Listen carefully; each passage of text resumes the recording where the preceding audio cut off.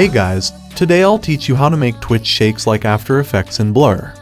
First of all, let's start by applying motion blur to all clips. I'll set it to 90, but it's just personal preference.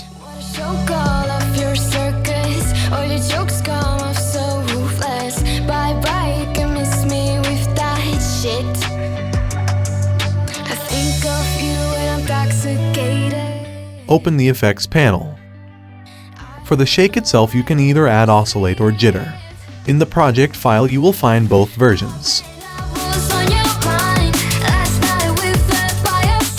For this tutorial I'll pick oscillate. Add a keyframe for the amplitude property where you want the highest value of the shake, and set it to 60. Then add two keyframes with value 0, one before and one after the middle one. The distance between the keyframes will determine the shake duration. Now it's time to change the graphs, make them similar to mine.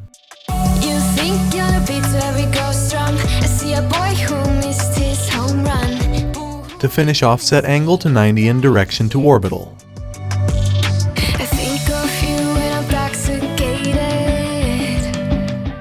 Now let's add a couple more effects to make it look better, such as the exposure effect.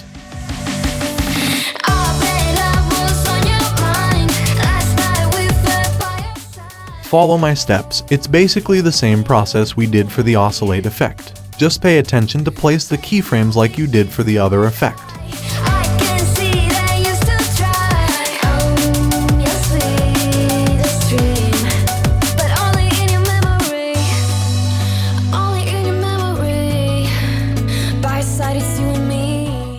To conclude the shake, add RGB split too. To be fair, this effect is entirely optional, add it only if you like this sort of chromatic aberration effect.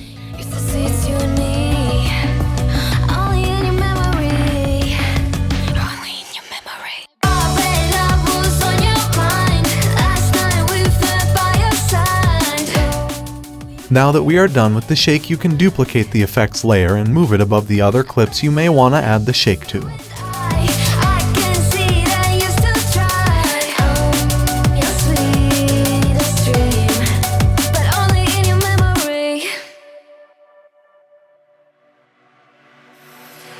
Desire, burning like a fire. What you gonna do when it crumbles down?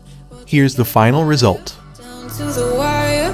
Will you let it burn till we almost drown? You can find the project file by simply tapping on the pop-up that appears when you open the Blurrr app.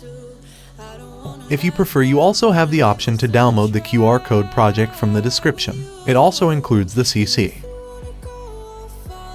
After saving the project file, you can find it by clicking on the Cloud Project tab. Then click on the three dots and press Download. And there you go. That's it for today. Thanks for watching.